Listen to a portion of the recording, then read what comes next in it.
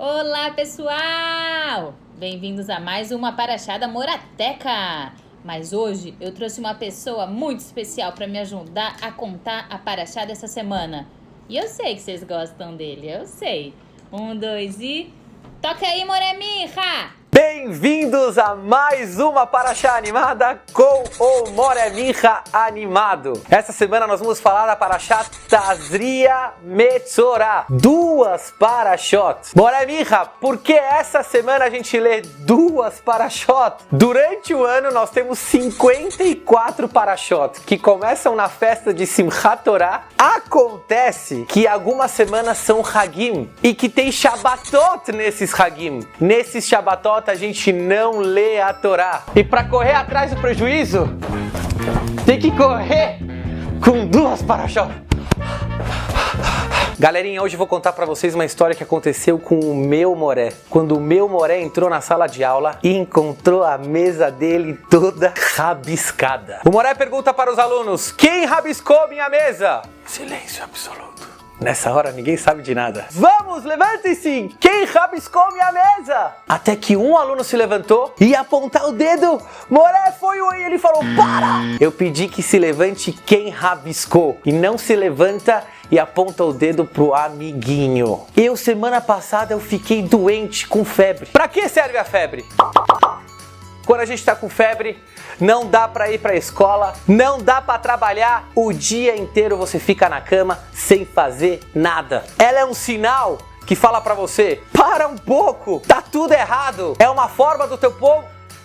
A febre é um dos sinais de Hashem mais incríveis, que você precisa cuidar de você e do seu corpo para você poder funcionar direitinho. Quando a gente tinha o Beit HaMikdash e um Cohen trabalhando na casa de Hashem, Hashem dava um sinal para o Yehudi que o que ele está fazendo não está certo. Era uma mancha branca e em cima apareciam uns pelos. Meio nojento, né? Mas não, era um sinal que Hashem gostava do Yehudi e que acreditava nele e ele podia consertar as suas atitudes. O único que podia diagnosticar essa doença era o Kohen. Essa doença se chama Tzarat e ela vem por quem falou Lashon Hara. Moremicha, o que é Lashon Hara? Lashon Hara em português, maledicência.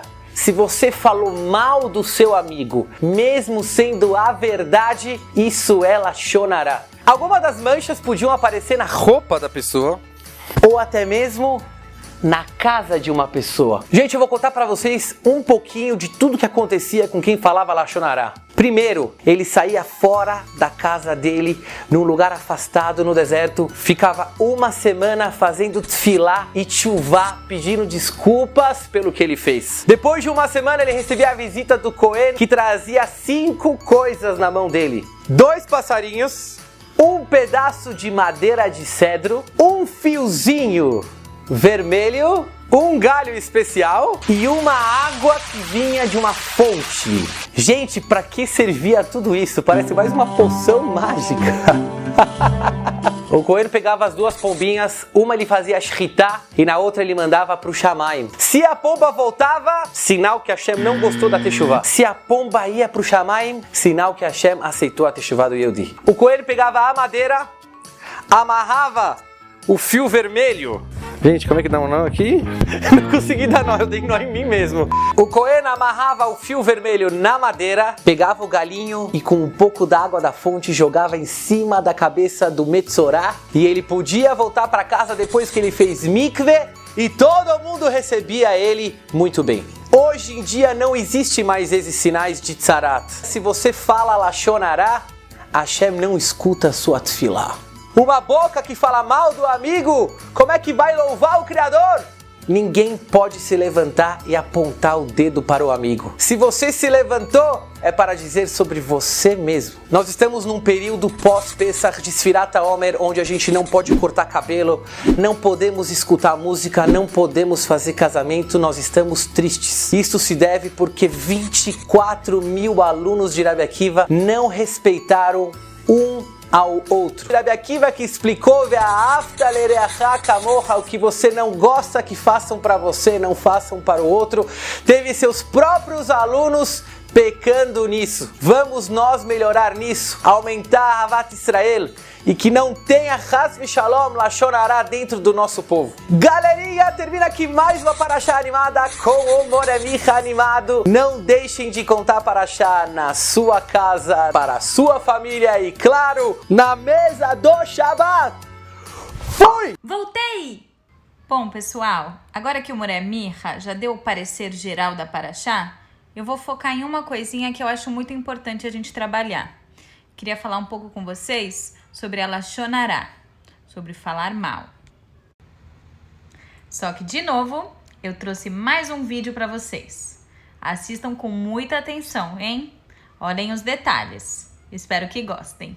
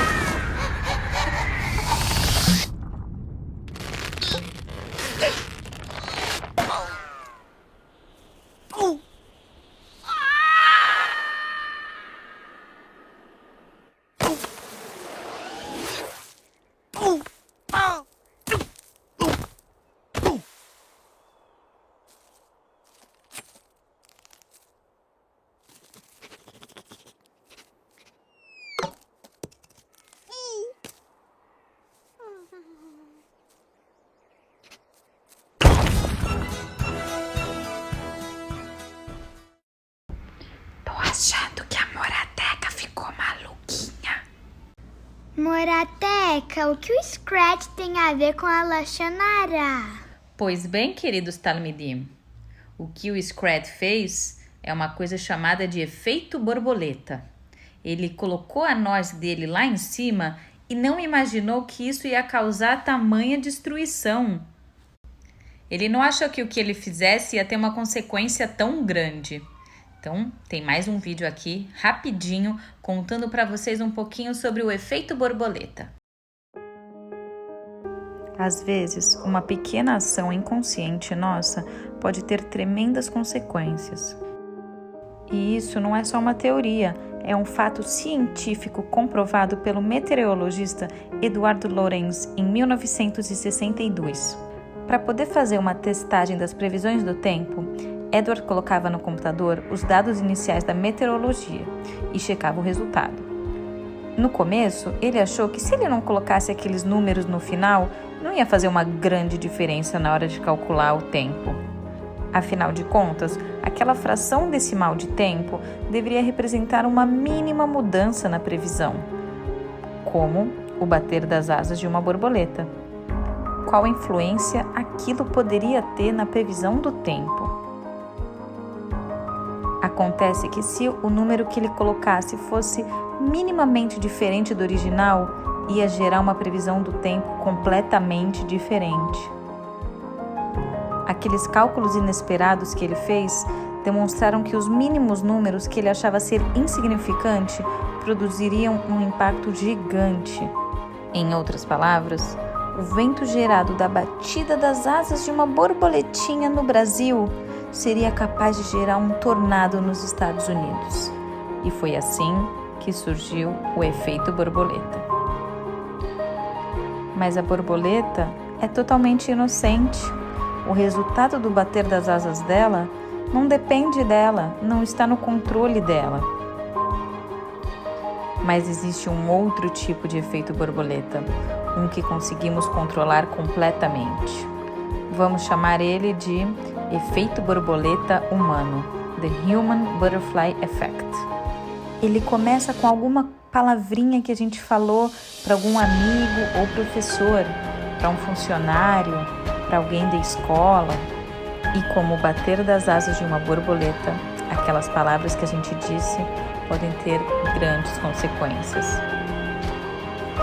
Uma palavra de Lashon Hara voa pela atmosfera, longe do nosso controle. As palavras ruins viajam pelos ares e elas ganham força, e elas ganham velocidade, e elas podem até virar um tornado e trazer destruição por onde elas passarem. As pessoas podem virar vítimas. A gente pode acabar com amizades e destruir muitas coisas que a gente gosta. E isso também pode afastar a gente da vinda de Mashiach. Não tem nada mais poderoso do que as nossas palavras. E da mesma forma que uma palavra pode gerar um tornado ruim, uma palavra pode trazer um mundo de coisas boas. Uma palavra boa pode salvar um amigo, pode ajudar um professor e pode unir toda a comunidade. E isso vai fazer Mashiach chegar mais rápido. Nós somos todos borboletas e o efeito que as nossas asas vão ter depende só da gente.